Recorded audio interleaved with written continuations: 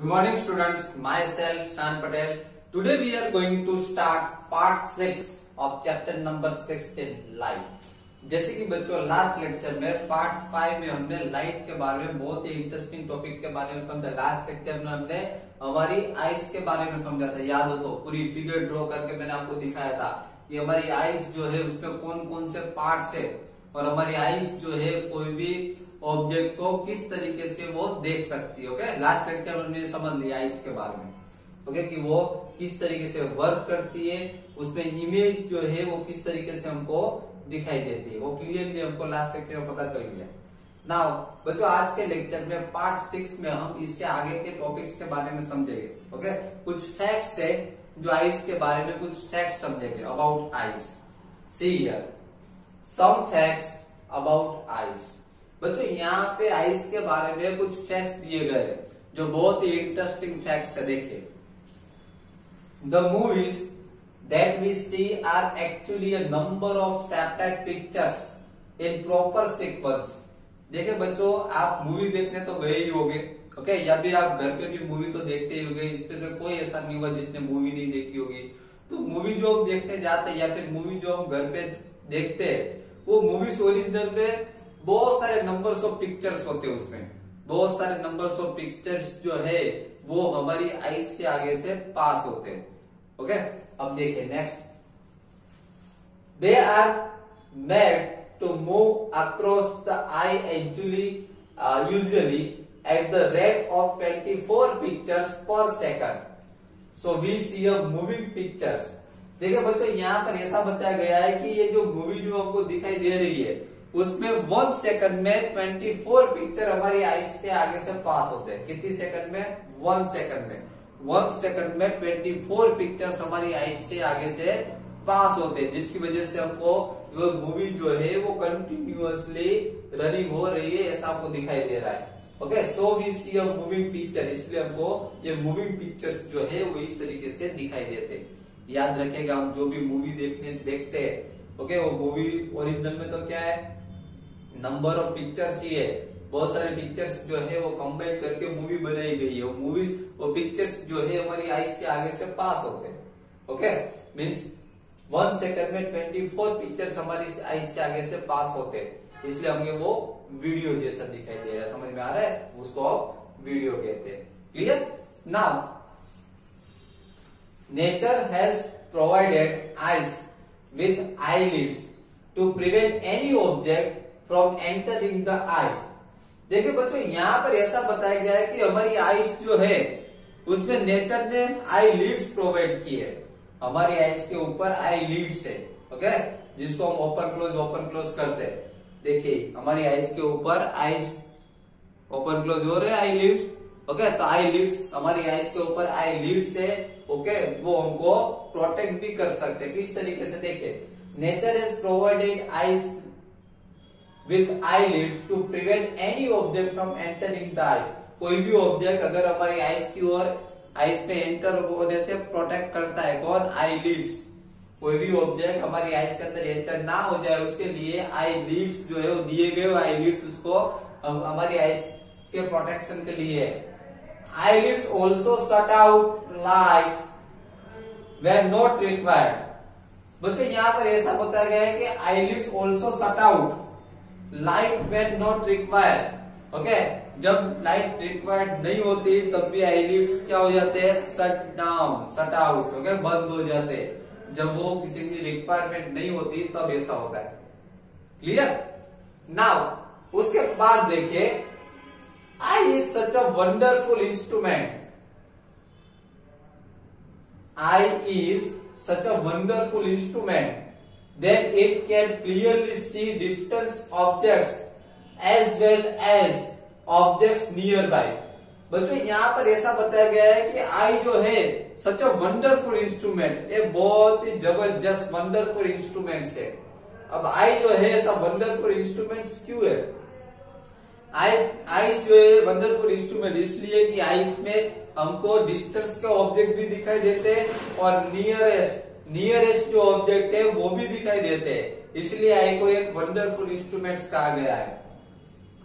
The minimum distance at which the eye can see object distantly varies with age।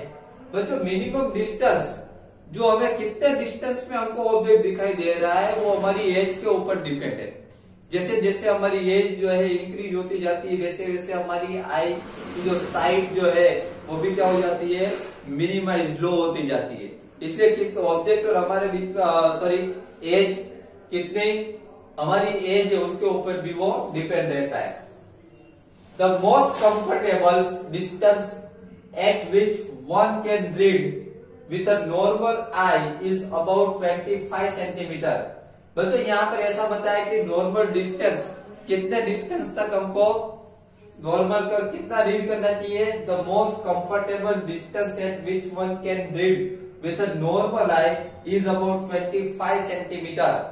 यहाँ पर ऐसा बताया गया है कि अगर हमारी नॉर्मल आइस हो तो 25 सेंटीमीटर का दूर तक हम क्या कर सकते हैं, रीड कर सकते हैं। कितने सेंटीमीटर दूर, 25 सेंटीमीटर दूर। 25 सेंटीमीटर दूर अगर हम बुक को रखेंगे तो हम इजीली उसको रीड कर पाएंगे। समझ में आ रहा है। Now some persons can see objects close to them clearly but can not see distance objects so clearly. बच्चों यहाँ पर ऐसा बताया गया है कि कुछ पर्सन ऐसे जो अपने नियरेस्ट ऑब्जेक्ट हो उसको क्लियरली देख सकते हैं, लेकिन अगर अपने डिस्टेंस में ऑब्जेक्ट है, दूर ऑब्जेक्ट है, तो उसको क्लियरली नहीं दिखाई देता। आप पे भी बहुत सारे ऐसे होंगे जिसको नंबर्स हो गए, है ना।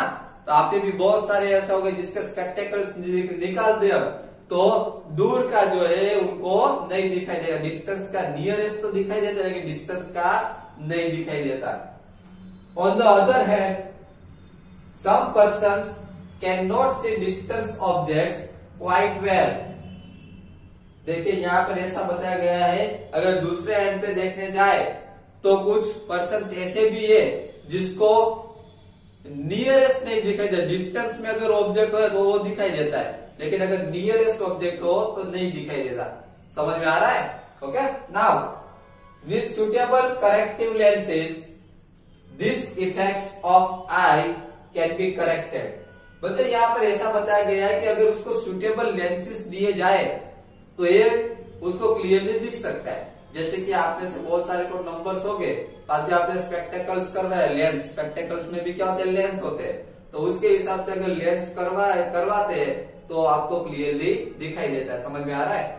तो यहाँ पे लास्ट पॉइंट में क्या बताया गया है, लास्ट पॉइंट में यही बताया गया है कि कुछ पर्सन्स ऐसे होते हैं जिसको नियरेस्ट दिखाई देता है, नियरेस्ट के ऑब्जेक्ट दिखाई देते हैं, लेकिन अगर ऑब्जेक्ट उससे दूर है, नियरेस्ट नहीं है, अगर ऑब्जेक्ट डिस्टेंस में हो तो उसको नहीं दिखाई देते। ओके, उसके बाद ये भी बताया गया है कि अगर दूसरे एंड पे ऐसे भी पर्सन्स होते हैं जिसको डिस्टेंस में ऑब्जेक्ट हो तो दिखाई देता है लेकिन नियरेस्ट ऑब्जेक्ट नहीं दिखाई देता।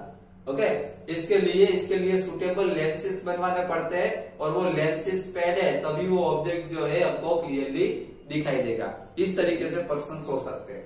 Clear. Now care of the eyes. बच्चों अभी ये न्यू जो टॉपिक जो है हमारा केयर ऑफ द आईज, कि हमारी आईज जो है हमारे लिए बहुत ही इंपॉर्टेंट है। हमारी आईज से हम बहुत सारी थिंग्स देख सकते हैं। अगर हम इसकी केयर नहीं करेंगे तो अगर हमें विजन जो है हमारा वो भी क्या हो जाएगा, डिस्ट्रक्टिव हो सकता है। समझ में आ रहा है। इसीलिए ऐसा बताया गया है कि हमारी आईज की हमें बहुत ही केयर करनी चाहिए और किस तरीके से करनी चाहिए उसके बारे में डिस्कस करते हैं। It is necessary that you take proper care of your eyes. बच्चों यहाँ पे ऐसा बताया गया है कि आप ये नेसेसरी है कि आपको अपनी आईज का क्या करना चाहिए, प्रोटेक्शन करना चाहिए। आपको अपनी आईज की केयर करनी चाहिए। If there is any problem you should go to an eye specialist. अगर आईज में कोई भी प्रॉब्लम हो तो उसको इग्नोर मत कीजिए। आईज में कोई भी प्रॉब्लम हो तो डायरेक्टली आई स्पेशलिस्ट के पास चले जाइए। रेगुलर चेकअप, हमें रेगुलर चेकअप करवाना चाहिए आईज का, कि आईज में कोई प्रॉब्लम तो नहीं है ना। और देखिए रेगुलर चेकअप के बाद क्या करना चाहिए, if advice use suitable spectacles. अगर डॉक्टर आपको एडवाइस दे तो आपको क्या करना चाहिए, सुटेबल उसके स्पेक्टेकल्स हो वो पहनना चाहिए। टू लिटल और to much light is bed for ice. ये बात याद रखिएगा, ये तो बहुत ही इंपॉर्टेंट है। टू लिटल बहुत ही कम लाइट और बहुत ही ज्यादा लाइट, टू मच लाइट, बहुत ही कम लाइट बहुत ही ज्यादा लाइट, दोनों ही हमारी आइस के लिए हार्मफुल है। याद रखिएगा, too little and too much light दोनों ही हमारे लिए क्या, हमारी आइस के लिए हार्मफुल होती है। Insufficient light causes eye strain and headache. देखिए यहाँ पर ऐसा बताया गया है कि इनसफिशियंट लाइट, अगर लाइट कम होगी, अगर लाइट डीम होगी तो आइस के प्रॉब्लम हो सकता है, आई स्ट्रेन हो सकता है या तो हेडेक हो सकता है। Too much light like that of the sun, a powerful lamp और a laser torch can injure the retina. ये भी याद रखेगा कि अगर टू मच लाइट होगी, अगर ज्यादा लाइट होगी तो भी प्रॉब्लम हो सकती है। देखिए कहां पे ज्यादा लाइट मीन्स कैसी, सन की लाइट हो या तो पावरफुल लैम्प, कोई पावरफुल लैम्प के सामने हम देखें, like that of the sun, sorry laser torch या फिर लेजर टॉर्च हो, इन सब की जो लाइट जो होती है वो टू मच लाइट होती है, ज्यादा लाइट होती है, इसकी वजह से क्या हो सकता है, इंजर्ड द रेटिना, हमारी आइस का जो रेटिना वाला जो पार्ट होता है वो इंजर्ड हो सकता है, याद रखिएगा। Then do not look at the sun और अ पावरफुल लाइट डायरेक्टली। इसीलिए ऐसा बताया गया है कि डायरेक्टली सन के सामने या फिर कोई पावरफुल लाइट हो उसके सामने देखना नहीं चाहिए। समझ में आ रहा है? इसीलिए ऐसा बताया गया है कि सन के सामने, क्योंकि सन में भी बहुत ही ज्यादा लाइट होती है, डायरेक्टली सन के सामने नहीं देखना चाहिए, या तो कोई पावरफुल लाइट हो उसके सामने भी हमको नहीं देखना चाहिए। इससे हमारी आइस का जो रेटिना वाला पार्ट होता है वो डैमेज हो जाता है।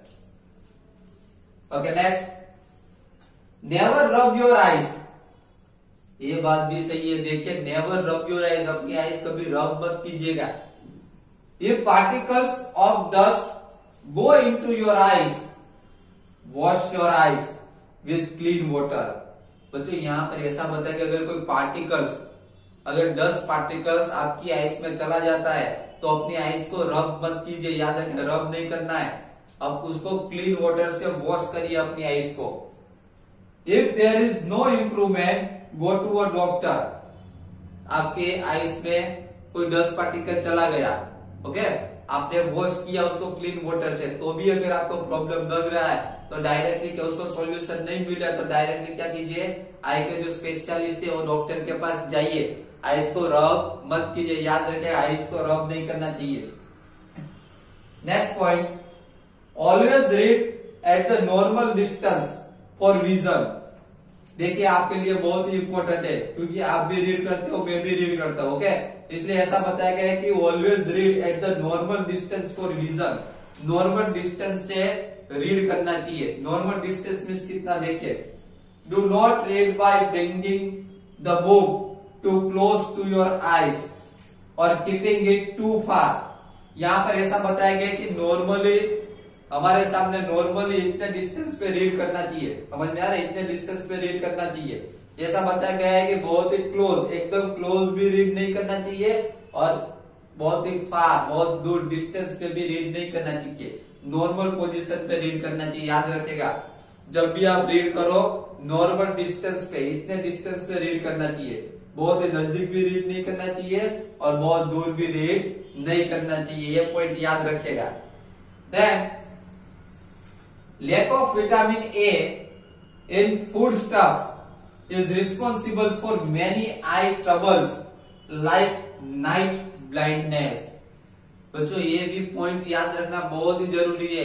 यहाँ पर ऐसा बताया गया है कि अगर आप में विटामिन ए की कमी हो, लैक ऑफ विटामिन ए, अगर आप में विटामिन ए की कमी हो तो आपको आइस प्रॉब्लम हो सकते हैं। यहाँ पर एक आइस प्रॉब्लम का नेम भी दिया है, नाइट ब्लाइंडनेस, ओके, इसीलिए ऐसा बताया गया है कि जिस फ्रूट्स के अंदर या फिर जिस वेजिटेबल्स के अंदर विटामिन ए है वो ज्यादा ईटिंग करने चाहिए, उससे हमारी आइस क्या रहती है, अच्छी रहती है। ओके, तो बच्चों आज के लेक्चर में पार्ट 6 में हमने सम फैक्ट्स अबाउट आइस के बारे में समझा कि आइस के बारे में कुछ फैक्ट्स जो हमने आज समझे, बहुत ही interesting facts. And then care of the eyes, उसके बाद में हमने आइस की केयर किस तरीके से की जा सकती है उसके बारे में समझा कि आइस जो है हमारे लिए बहुत ही इंपॉर्टेंट है। ओके, उसकी केयर जो है बहुत ही अच्छी तरीके से करनी चाहिए। अगर आप आइस की केयर नहीं करेंगे तो एक दिन हम कोई भी साइट जो है वो विजिबल नहीं कर पाएंगे, वो नहीं देख पाए। समझ में आ रहा है? हमारी आइस जो है वो वीक होती जाएगी, हमारी आइस साइट जो है वो वीक होती जाएगी। और यहाँ पे ऐसा बताया गया है कि अगर विटामिन ए की कमी हो, आप में लैक ऑफ विटामिन ए, तो भी हमारी आई की जो साइट है वो क्या हो सकती है? यस, डाउन हो सकती है। समझ में आ रहा है? हमारी आइस की साइट जो है वो कम हो सकती है। इसीलिए ऐसा बताया गया है कि विटामिन ए जिसमें से मिलते हैं, जो वेजिटेबल्स में से हमको विटामिन ए मिलता है, जो फ्रूट्स में से आपको विटामिन ए मिलता है, वो ज्यादा ईटिंग करना चाहिए, जिसकी वजह से हमारी आइस की जो साइट जो है वो बहुत ही अच्छी रही, हमारा आई विजन जो है वो बहुत ही अच्छा रहे। ओके, तो बच्चों यहाँ पर हमारा पार्ट 6 जो है यहाँ पर आज कंप्लीट हो रहा है। नेक्स्ट लेक्चर में हम पार्ट 7 में नेक्स्ट टॉपिक्स के बारे में डिस्कस करेंगे। Okay, thank you very much.